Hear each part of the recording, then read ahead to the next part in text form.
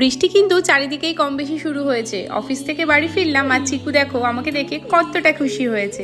আমি যখনই বাড়িতে আসি আর ও আমার পিছু পিছুই লেজ নেবে, কিছুতেই পিছু ছাড়বে না।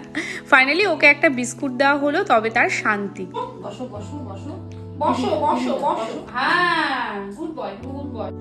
বিস্কিট দিয়ে কিছুক্ষণ ওর সাথে গল্প করে তারপরে চললাম একদম ফ্রেশ হতে।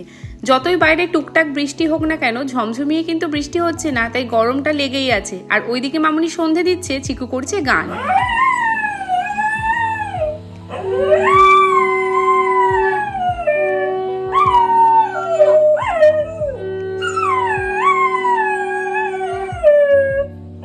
বাড়িতে যখন পুজো বা সন্ধে দেওয়া হয় আর শাঁখের আওয়াজ হয়, তখন চিকু এইরকম ভাবেই গান করে।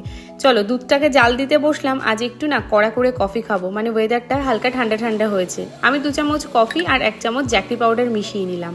ভালো করে এটাকে এই মিল্ক পাউডারটা দিয়ে ফেটিয়ে নিয়েছি। এর ফলে বেশ গ্যাজা হয় আর ঘন ঘন হয়, কফিটা না বেশ ইয়ামি ইয়ামি লাগে। তো রিল্যাক্স করে কফি খেয়ে একদম চললাম বাজারে। আজকে একটা স্পেশাল ডিশ বানাবো রাত্রে, সেটাই তোমাদের সঙ্গে শেয়ার করছি। তাই প্রয়োজনীয় সব জিনিসপত্র কিনে চললাম। আজকে রাতের এই আয়োজন কাকি বাড়িতে। চিকেনটাকে ধুয়ে রাখা হয়েছে, তাতে দিলাম নুন, গোলমরিচের গুঁড়ো, চাট মশলা, জিরের গুঁড়ো, কাসুরি মেথি, গরম মশলা, হলুদ আর সর্ষের তেল। এই পুরো মিশ্রণটাকে ভালো করে মিক্স করেছে আমাদের মামুন। এইবার এটাকে রেখে দেবো 10 মিনিটের জন্য। এরপরে চলো আর একটা মিক্সচার হবে, তার এখানে তোড়জোড় মিক্সিং বলে নিয়ে নিয়েছি পেঁয়াজ, আদা, রসুন, কাজু, আমন্ড, লঙ্কা, টক দই আর নিয়েছি ফ্রেশ ক্রিম। এটাকে ভালো করে পেস্ট করেছি। এই যে ম্যারিনেট করা চিকেনের মধ্যে আবারও এই মিক্সচারটাকে মিশিয়ে দিলাম। এইবার ভালো করে মাখিয়ে ঝুঁকিয়ে চিকেনটাকে আবার রেখে দেব এইবার আধা ঘন্টার জন্য।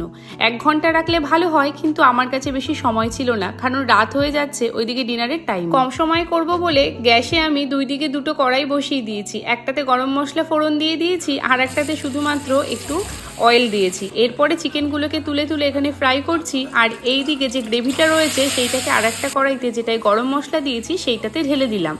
আর এই যে ওপর থেকে ঘি ছড়িয়ে দিয়ে ভালো করে কিন্তু ওইদিকে চিকেনটা ফ্রাই করছি।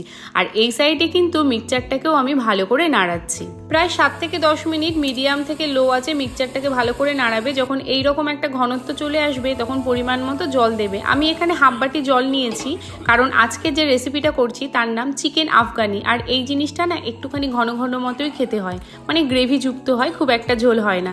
চলো এরপরে ফুটে এলে ভাজা চিকেনগুলো দিয়ে দিলাম। তারপরে ঢাকা দিয়ে রেখে দেবো প্রায় আরও 7 থেকে 10 মিনিট।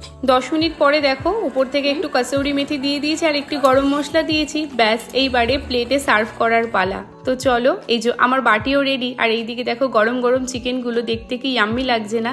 এখানে চিকেনটা খেতে একদম অন্যরকম লাগে, তোমরা বাড়িতে ট্রাই করো। এটা কিন্তু নান দিয়ে ভালো লাগবে, বাট আমরা আজকে রুটি দিয়েই খেয়েছি। সত্যি ইয়াম্মি হয়েছে। টাটা।